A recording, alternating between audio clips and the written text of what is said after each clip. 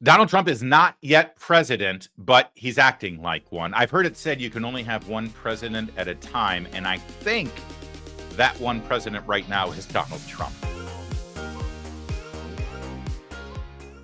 He made an announcement yesterday that shook the financial markets in North America and also, it appears, made a significant change in policies of our two neighbors, Canada and New Mexico. Let's get right to it. Here's the post that he put out on Truth Social. As everyone is aware, thousands of people are pouring in through Mexico and Canada, bringing crime and drugs at levels never before seen. By the way, I love the fact that he starts this with, as everyone is already aware, because he's preempting people saying, well, actually, let me fact check that because that's not exactly true. No, no, no. Everybody knows this. Everybody knows that this is the case. Right now, a caravan coming from Mexico, composed of thousands of people, seems to be unstoppable in its quest to come through our currently open border.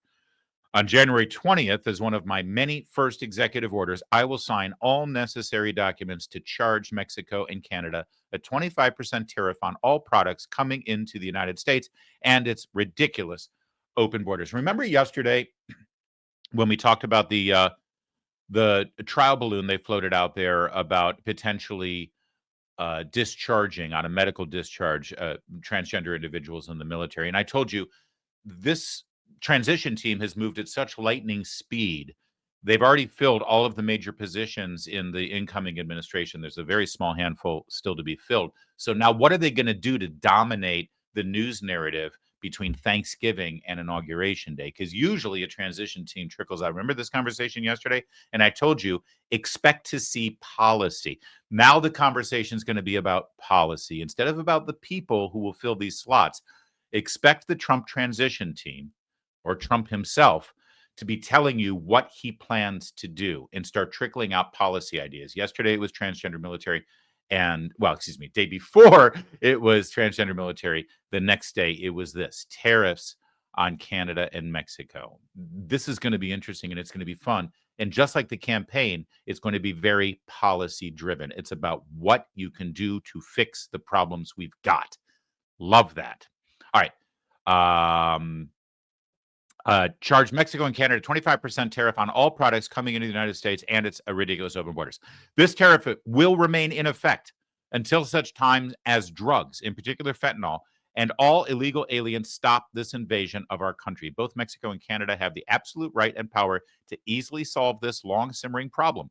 We hereby demand that they use the power, and until such time that they do, it is time for them to pay a very big price. This is the president-elect not only telegraphing 2 months out what our neighbors should expect and what we expect of them as good neighbors when he becomes president, but he's also telegraphing to the American people that our current president could do this and could have been doing this for the last 3+ years.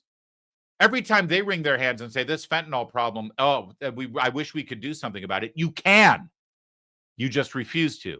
Instead, you like to put out a meme or maybe a 60-second TikTok video about how deeply you care about this, or maybe show up on Meet the Press to talk about how deeply you care about it, but you don't do anything. Here's Trump before he even takes office doing something. One more that he put out a little later. I've had many talks with China about the massive amount of drugs, in particular fentanyl, being sent into the United States, but to no avail. Representatives of China told me that they would institute their maximum penalty, death, for any drug dealers caught doing this, but unfortunately, they never followed through, and drugs are pouring into our country, mostly through Mexico, at levels never seen before. Until such time as they stop, we will be charging China an additional 10% tariff above any additional tariffs on all of their many products coming into the United States of America. Thank you for your attention to this matter. I like that. Thank you for your attention to this matter. Like he's signing off an inner office memorandum. China can stop fentanyl from leaving their country like that. It's a totalitarian state. They're authoritarians. It's a police state. They know exactly who's manufacturing the fentanyl. In fact, anybody who's dealing in fentanyl right now and without any penalty shipping it to Mexico to be brought into this country, they're doing it not just with the tacit approval of Beijing, they're doing it with the full-on approval and support of the Communist Party of China. That's how authoritarian countries work. China's doing it on purpose. And so Trump is now saying, fine, 10% across the board over and above whatever tariffs we've already got. And everyone's going to say, oh my gosh, that's going to make everything so expensive here in this country. Good. Okay. So 2 answers to that. Well, 3 answers, really. The first answer is maybe people who are manufacturing in China, utilizing slave labor and contributing to a government that is poisoning Americans with fentanyl. Maybe those corporations that are exploiting that cheap labor and helping prop up that government who's killing Americans, maybe they should rethink their business partners overseas, number one. Number two, maybe we should get used to paying a little more for products because we shouldn't also enjoy low prices that exploit all of those, the cheap slave labor in China, as well as contributing to harming Americans. And number three, this is just the threat of a tariff, guys. It's the threat of a tariff. Trump can't do anything for 2 more months. So the question is, will this threat work? Let's look at exactly the breakdown here. Mexico, 25% on all products. Canada, 25%. China, 10%. Oh, one other thing. Oh my gosh, this is going to hurt our economy. It's going to kill our economy if we do these tariffs. It's going to kill Canada, Mexico, and China's economies that much more. We are the largest market on the planet. On the planet. If we stop taking imports from China, China dies. Okay? We are the number 1 trading partner with Canada. If we stop taking products from Canada, Canada's already in a world of hurt. They get hurt even more.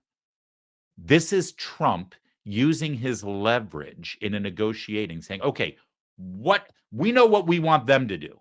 We want them to close the borders and stop the fentanyl. So that's what they've got that we want. What have we got that they want? And what we've got is the largest purchasing power, biggest consumer market on the planet. That's what they need from us. And without us buying their crap, their history, and they know it. So this is how you work out a deal.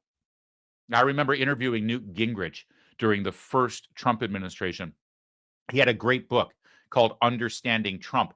And the whole thesis of the book is like, why does Trump do this? Why does Trump do that? And the answer to almost every question is read Art of the Deal. If you have not read Art of the Deal, Donald Trump's book from the late 80s, if you haven't read that, you'll never really understand Donald Trump. And he's right. This is about putting yourself in the position to be in power, in the power seat during a negotiation. Trump knows what we have that they want. So he's now threatening them with that thing unless they do what we want. That's how you negotiate. Over on CNN last night, if we could, Shermichael Singleton did a pretty good job of sort of breaking this down for the viewers there. I mean, look, I think if you look at the statements from the president of the EU maybe 2 months ago, and she stated maybe we should reconsider purchasing liquid gas, I believe, from Russia and the United States out of concern or fear of potential tariffs from Trump. So if the argument is made that it can be utilized as I guess, a bargaining tool, if you will, to lower or level the playing field, perhaps there's some evidence to suggest that. If the argument is that, as Trump has said in some inartful ways, that NAFTA didn't necessarily benefit blue collar workers, there's a significant amount of economic evidence to back and support that claim. So I want to see where the president-elect goes with this, along with his economic team of advisors, Laura. But I do think there are some areas of focus that they could potentially hone in on that could benefit working class people. And so what are the results of this? You just heard Shermichael pretty much lay out there and explain, listen, he has threatened this. He didn't even have to threaten anything with the EU. He won the presidency, and immediately you see the head of the EU and the chancellor of Germany saying, maybe we should start looking at liquid gas from America instead of getting things from Russia and everything. So you start to see net repercussions. You see results of these policies even before, again, 2 months before he's president. So what was the result? Well, let's take a look at the world monetary markets here. Opening this morning, after this threat of tariffs on Mexico and Canada is leveled. And what do we see? Well, we see, if you look all the way down at the bottom, these are the currency markets, right? All the way down at the bottom, see that giant red line there? Red is bad.